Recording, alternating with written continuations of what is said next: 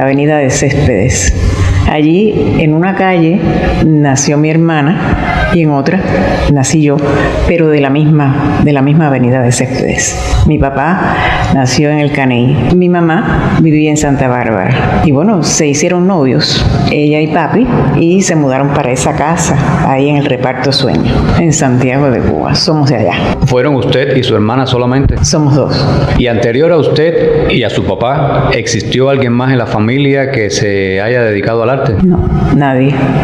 Papi fue el primero. Ratón de emisora de radio, como decía él. Porque en esa época no había cursos, no había quien te enseñara. Lo primero que hizo fue un programa de deportes. Nada que ver con lo que hizo después. ¿Y usted en qué momento es que ya comenzó a darse cuenta de su gusto por el arte, en este caso la locución? A mí me gustaba ver cómo papi aquí ensayaba. Marcaba los libretos de las aventuras. Y a mí me gustaba eso. Me gustaba en la escuela. Yo era monitora de las letras. No me gustaba leer así, me gustaba interpretar. Y eso era algo. También el maestro estaba en la casa. Nada, que eso era lo mío.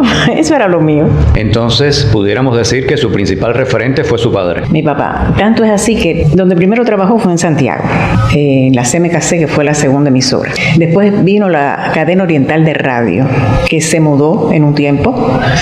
En algún momento se mudó para La Habana. Primero estuvo en La Habana, en Centro Habana, y después aquí en el Retiro Odontológico, en el piso 12.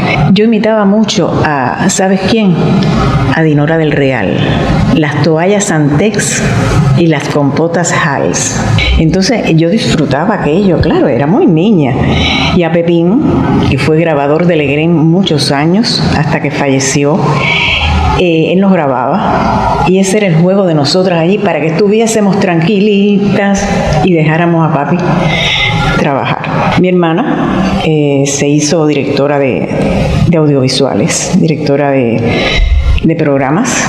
Trabajó mucho tiempo en Farvisión, primero los estudios fílmicos de la FAR, después Farvisión. ¿En qué momento es que ya usted comienza a dar sus primeros pasos en la locución? En el año 68, 1968, el ICR convoca a un curso de locución.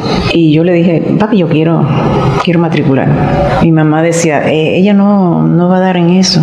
Y mi papá le dijo, hay un tribunal que hace la prueba de aptitud. Si no sirve, le dirán que no puede pasarlo. Me presenté y ¿quién te dice que aprobé? Empezó el curso, eso fue año 68, empezó el curso y a finales del 69 hacíamos práctica.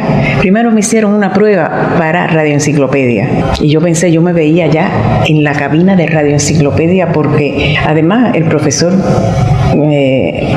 Rafael Fábregas, que fue el primero, me decía que la voz mía venía bien con la emisora, que ahí nada más que trabajaban mujeres, etcétera, etcétera. Pero luego vino televisión, también para hacer pruebas, para una vez finalizado el curso, claro, coger de ahí, de ese curso, los futuros locutores. Y nos mandaron para televisión, a tres, Marianita Morejón, Jesús Esteban y yo. No todo lo que es oro brilla. Remedio chino e infalible. Mi corazón. En esos inicios, Argelia, ¿qué figuras fueron sus referentes? Además de su padre, claro. A mí me gustaba mucho Ana Margarita Gil. Me encanta esa mujer. Porque dice tan lindo, es tan culta. Y la dulzura de Dulce María Corbelle. Y después en televisión, Conchita García. Conchita era pero muy natural. Afortunadamente pude trabajar con ella. Y con Eva, con Nela, con Dinora. Mucha suerte que tuve. Profesionalmente, ¿qué fue lo primero que hizo? Te voy a decir, presentar los muñequitos en la cabina de televisión. A una velocidad... No, que papi enseguida me llamó. Iba alguien corriendo detrás de ti. Después supe que los nervios nunca se quitan, porque no había teleprompter cuando yo empecé. Ya después, ¿en qué espacios o qué géneros de la televisión fue los que más desarrolló? Educacionales fue lo primero que hice, que eran para las escuelas. Cabinas, muchas cabinas, porque claro, en mi época se empezaba por lo más bajito, por lo que menor de la audiencia tenía. La primera vez que salí en cámara fue en una teleclase de psicología, un parlamento, eran 2 hojas, 2 cuartillas de memoria. Después Abel Ponce, un director que también me ayudó mucho y ayudaba mucho a la gente joven. Él me llevó para su programa Nuestros Hijos, que era en off. Y cuando hubo un chance, ya me lo puso en cámara. Y así después hice Listo Estudio, cuando lamentablemente falleció Conchita García. Y ahora, amigos, les presentamos nuestro próximo programa, La Novela.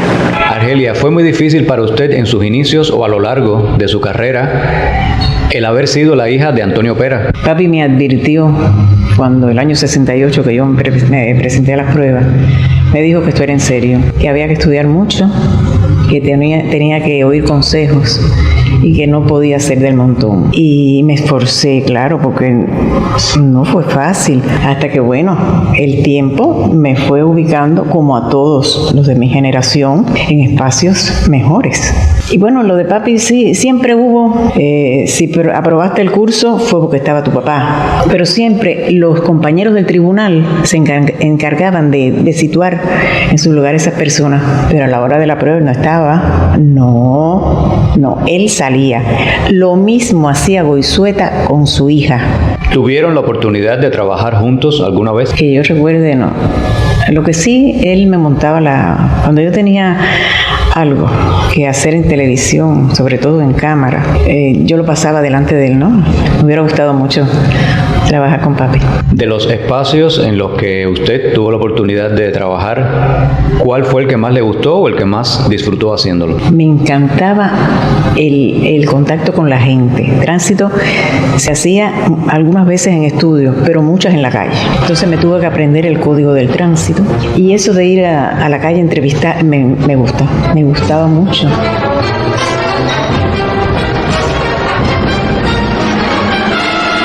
Como te digo otra cosa, en un tiempo hice a jugar que no era lo mío. Tú te vas conociendo y sabes lo que te puede quedar regular, lo que te puede quedar bien y lo que te puede quedar muy bien. Y tuve la suerte de trabajar en ese espacio, nada menos que con Eddie Martin, todo un maestro, todo un caballero, muy amigo de mi papá, y me sentía bien, pero yo sabía que no me estaba quedando bien. De estos espacios de televisión, ¿cuál fue el último que hizo? Pienso que fue de la tira de los meridianos, que salían a las 12 del día, que yo hacía el de las orquestas, que era los lunes, y otro, que era el sábado, que era el de música campesina. Y cuando el programa salía a provincias, yo lo hacía. En off hice en televisión, ya un poco más cercano a esta época, El Mundo Reporta, que también me gustaba mucho, porque es noticia, y lo que me encanta hacer es noticiero, es leer noticias. Lo último que hice, último, en televisión, fueron las cabinas, que me tocaban casi todos los días, casi siempre para dar malas noticias. Amigos televidentes, por un lamentable error de la redacción de programas dramatizados en la información de los capítulos de la telenovela cubana Bajo el Mismo Sol, el pasado lunes fue transmitido el capítulo 26 en lugar del 25 que correspondía.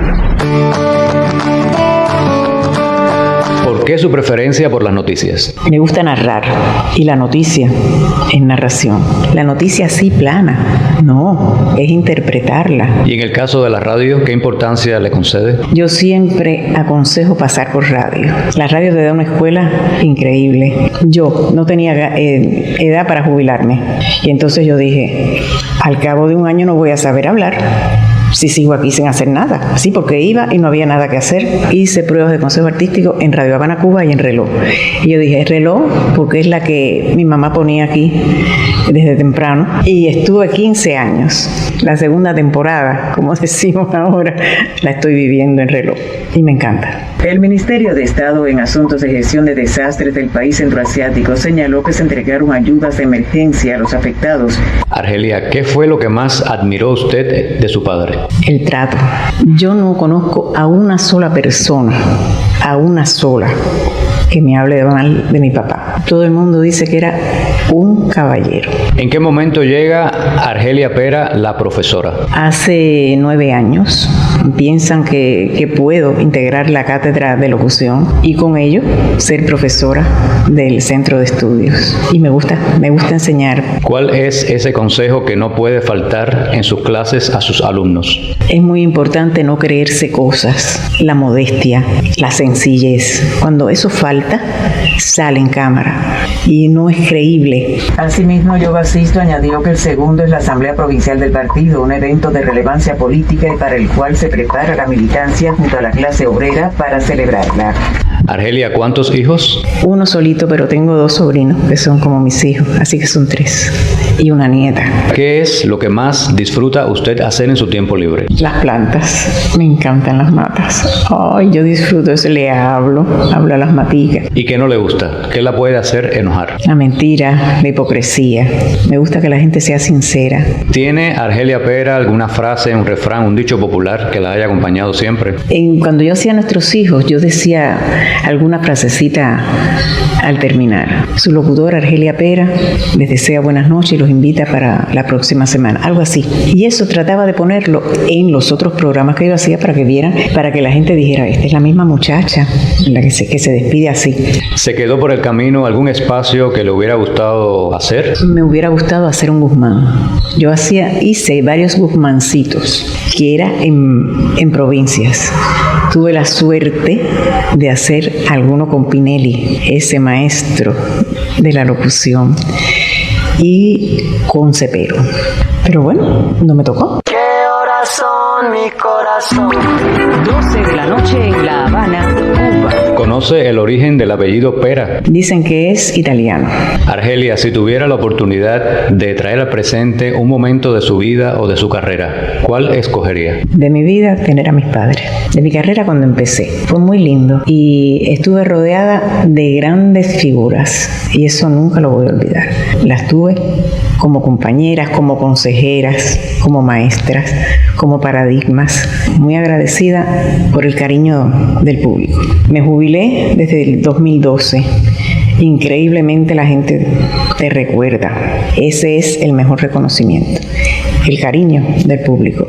Muchísimas gracias a usted por haber aceptado conceder esta entrevista. Gracias a ti porque siempre te he dicho que estás haciendo todo muy bien hecho para que no se pierda nuestra historia.